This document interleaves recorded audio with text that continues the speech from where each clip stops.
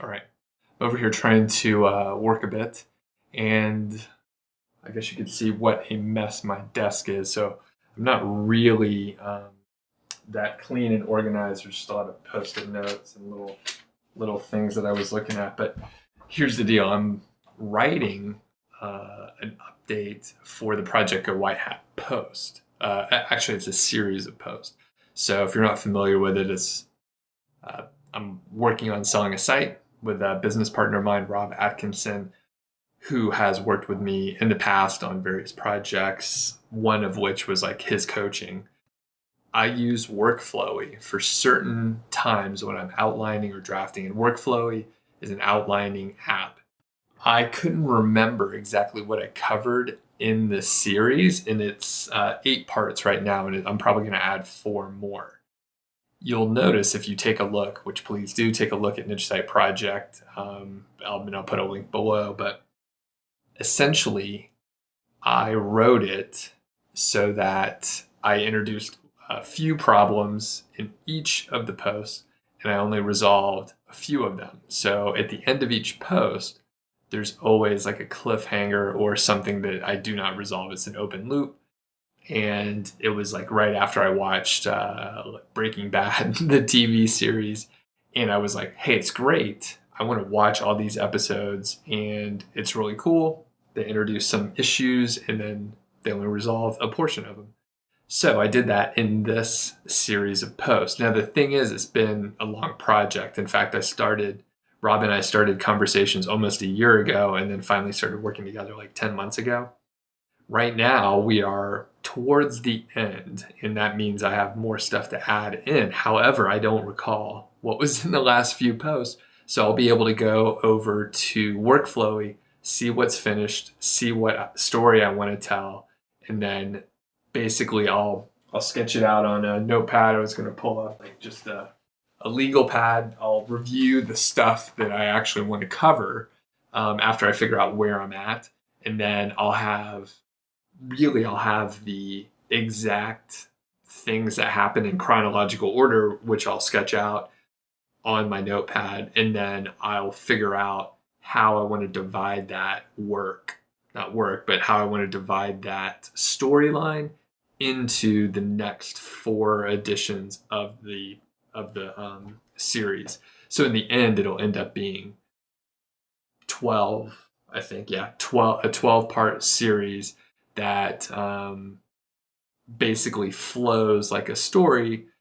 And each time you read one of the posts, I hope that you're engaged to read the next one. And in fact, there's a strong chance I'm gonna work with like a script writer to actually help me write this better and work with editors to write it better so that I can create a YouTube video series on it, a 12-part YouTube video series. Or maybe in reality, better content is usually shorter content that's been edited heavier, which is something that's been difficult for me to learn. But there's a strong chance, instead of being a 12-part series, that maybe it's an 8-part series so that it's like faster and more interesting. So we'll see how it shakes out. We'll head over to Workflowy now to see how I figure out where I'm at. Now we're looking at Workflowy, and here is where I've outlined, this is all the Niche Site Project content that I outlined here.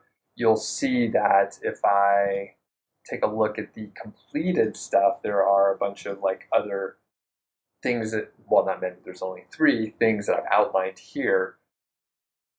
I don't do all my work here, only when I'm feeling that I want to write an outline. So I don't always, it may be better if I have a specific way that I do things all the time, but I don't. So anyway, once I finish something up, I'll complete it or move it to the completed area so it's not cluttered. And then I can dive in here so I see each one of the parts. Some of these are like pretty long, and thing is, I could go to Niche Site Project and look at each of the things that I've published and read them and so on, or I can just catch up quickly and see what I wrote in the outline. So for this, part 6, I talk about expenses, costs, costs than revenue, and talk about the positive ROI. And this is after essentially in part 5, well, I'm going super out of order like memento, but in part 5, I talked about guest posting and how I picked up the work there and stopped outsourcing it completely and took lead and drove it to completion, which was super important. Then I talked about the money trail, the expenses. Then we went to part 7, which was all about the Amazon commission change in March. So this is going back a while. It's currently June, like the mid part of June, so early summer right now, and this goes all the way back to March, right? So the commission change came out in March, and I think Rob and I found out in early February or so. So we talk about the 35% hit, and we are looking at what we're going to do. So luckily at this point, Rob and I had figured out, okay, we know that it's going to be really hard to sell the site for $500K, which is what we were aiming for, because we basically took a 35% hit in the revenue. So we looked at the 2 main possibilities, which were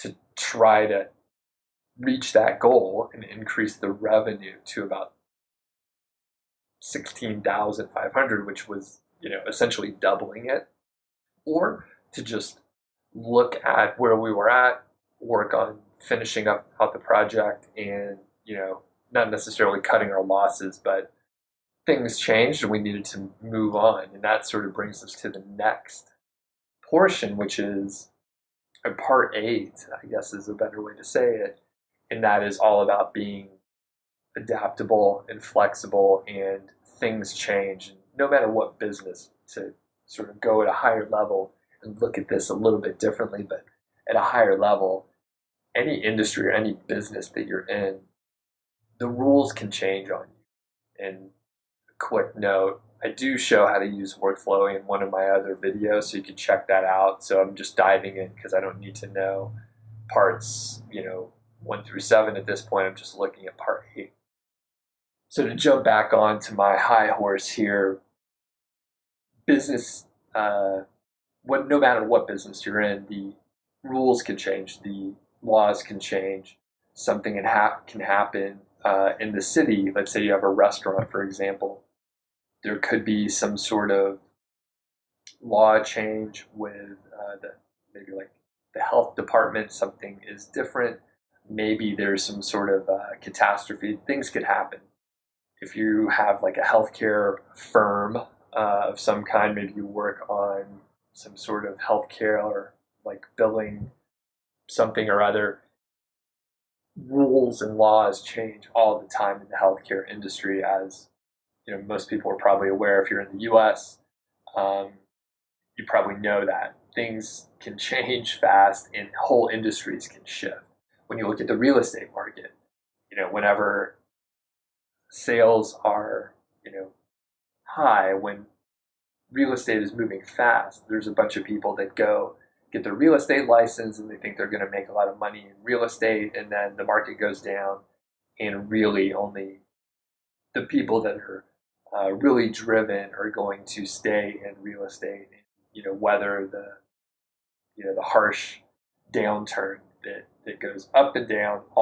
If you just look at real estate prices, you see it goes up and down. So the point is, Rob and I are operating in the Amazon affiliate marketing business, and things change all the time. It turns out there are 2 major things that we do not control in the affiliate business, specifically the Amazon affiliate business model, and that is we get traffic from Google, so we rely on Google and SEO on the front end, and then on the back end, we rely on Amazon to pay us. Now, I don't have a fear that Amazon is going to go away or anything like that. However, we don't control it. We didn't control or have any say or clout in the fact that the commission rate changed.